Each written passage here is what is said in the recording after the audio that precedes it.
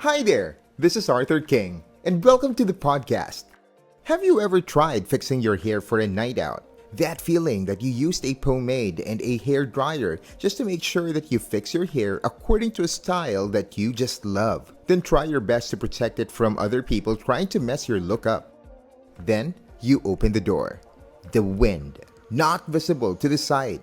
Without any warning, blew past through you, leaving your hair in havoc. You wanted to protect it or fight back, but how are you able to do so when you can't even see the wind? Now, I know that this might not be the best example for what I am trying to share with all of you today, but this is the best that I can think of. This is also what I feel when I am or when I see someone being attacked by a troll on any social media platforms. The world has finally evolved into something more connected.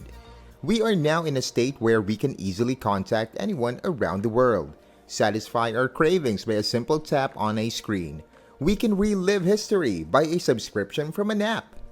More than anything else, we are at a point where we can pay things virtually, paying online or even pay something using a barcode from your phone. Seems like we are getting more of technology right now. And by the word more, I mean more that would also include the people created to attack us. Most of them are not real, but the effect that they create to the world is seen, felt, and it is real. According to Wikipedia website, the definition of the word troll is a person who starts flame wars or upsets people on the internet. They post off-topic messages in an online community with the intent of provoking readers. And their reason? It's either for their own amusement or for a specific gain. Now, from an online recent study, men are more likely to engage as online trolls due to higher level of narcissism. In the study, attended by 570 people, they were asked to rate themselves on a 13-point narcissistic personality scale. They rated themselves and their usage of Facebook. The researchers from Goldsmith Universities were able to find out that men are more motivated to use Facebook antisocially. This means that they are fine to badmouth other people online compared to female users. Though we don't want to be gender specific here, but it is more likely that the person or that someone who's trolling you is a male. The whereabouts of trolls is too general and wide. They are hard to locate, but certain countries are really famous. Governments around the globe actually hire trolls to shape the perception of the people towards their politics. There are certain countries who are on top of these trolltastic schemes. The following countries are known globally for having lots of unknown accounts, having same script and ideology being disseminated all over their respective countries. The giant company Microsoft surveyed countries that gauge the digital civility on a 100-point scale.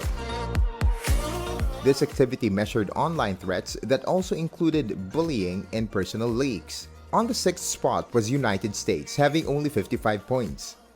5th was Denmark with a trolling score of 62. China came 4th with 67 points. Brazil was a 3rd placer at 71. A close friend of China, Russia, came 2nd with 72 points. And having the most trolltastic score of 78 is South Africa. Though I may not care about the activities of any other countries, but knowing that trying to attack, bully, and shaping the minds of other people for political gains are something that should not be practiced. Try to think of it. These countries are big, powerful. They are usually the ones who create the trend all over the world. If smaller countries look up to them and follow their strategy, then the whole world will be following a sham of a fad. I do know that we have analysts regarding such activities. We have people trying to understand the algorithm of the internet users and activities. I mean, this created jobs as well. But if such expertise are used in a way to downplay the society, then this is wrong. The effects are already in the community, and it is disheartening when you try to project it on a larger scale. Now, here are some of the scary things that a troll can actually affect our society. Number 1. Misleading information.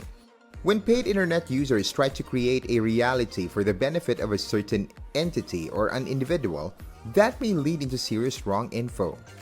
Have you ever been into an online website and checked on an item? It caught your attention, so you rushed to the specifications, then to the reviews. It gave too many positive feedbacks. Eventually, you gave in. Click checkout. You waited for the item, so excited about it, then upon its arrival, to your dismay, it was not how you expected it to be. Then you went to the review section again and realized that almost all comments sounded the same. Like it was just one person writing everything. You've been a victim by a paid online user. Number 2. It covers the truth.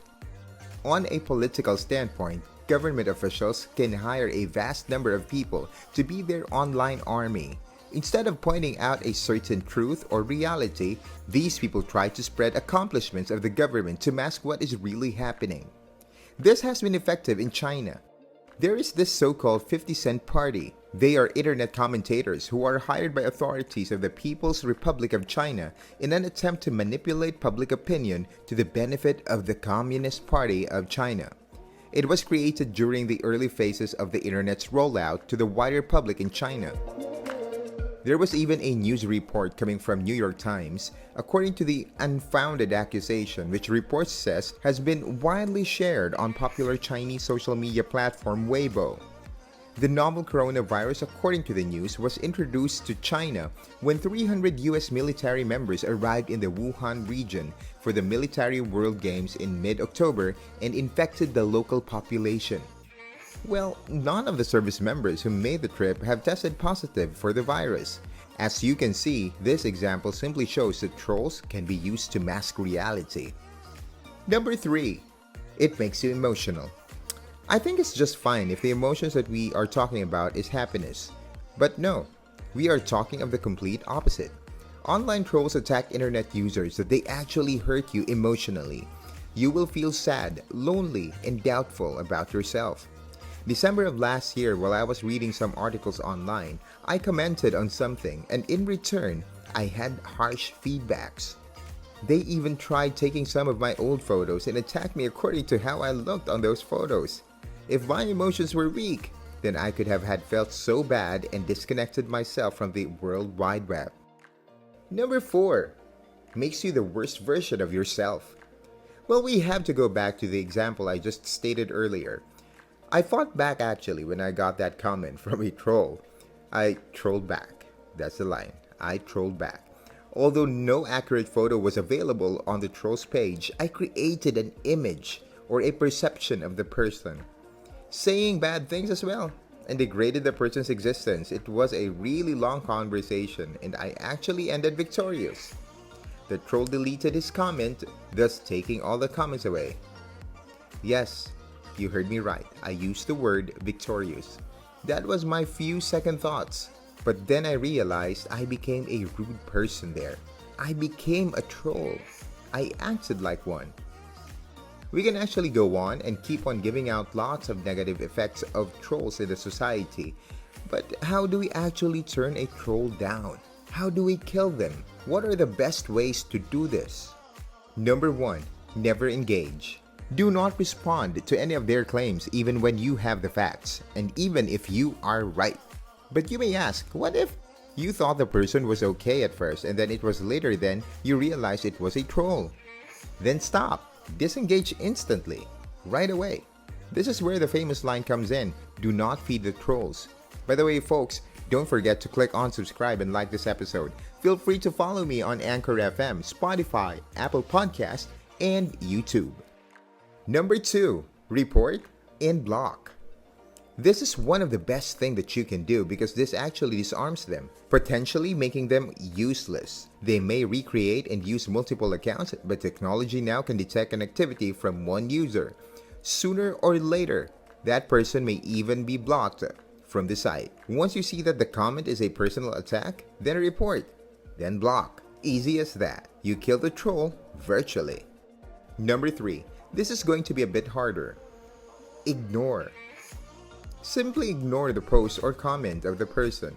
Even if it is a hurtful comment, just ignore. Showing the troll that you are not affected by what they said is the best revenge that you can ever give. We all know that whatever generation we are in, it is obvious that love conquers all, and hating someone, even a troll, is something that we should not be entertaining. The best Bible passage I remember is Matthew 5:44. But I say to you, love your enemies and pray for those who persecute you. This is the best passage for you to carry with yourself, especially when you are facing a trolltastic day. Instead of planting the seed of anger in your heart, remember that you should be praying for that person behind that whatever screen they are on. When you have the urge to fight back and feeling like you can be equally evil to a troll, let 1 Peter chapter 3 verse 9 be your verse. Do not repay evil for evil, but on the contrary, bless. For this you were called that you may obtain a blessing. Most likely when this verse pops in your head, you'd stop right away from retaliating. But what if the comment was too harsh that it already affected your emotions?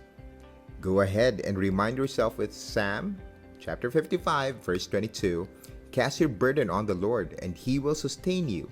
He will never permit the righteous to be moved. When you're hurt because people attack you, God should always be your comfort. He is always our shield and our strength. So have faith, for He's in control. Everything in the internet is not everything. Sounds confusing, right? What I'm trying to say here is that your life should not literally revolve in the internet. It is just a tool for us to have a better life. If it does not fit the claim, then stay away from it until you are able to use it just as a tool. Never use something that will cause you pain in the long run. God allowed the creation of the internet for our happiness and not for sorrow. There goes our podcast for today. Thank you for staying this long. This has been Arthur King Live. Hakuna Matata!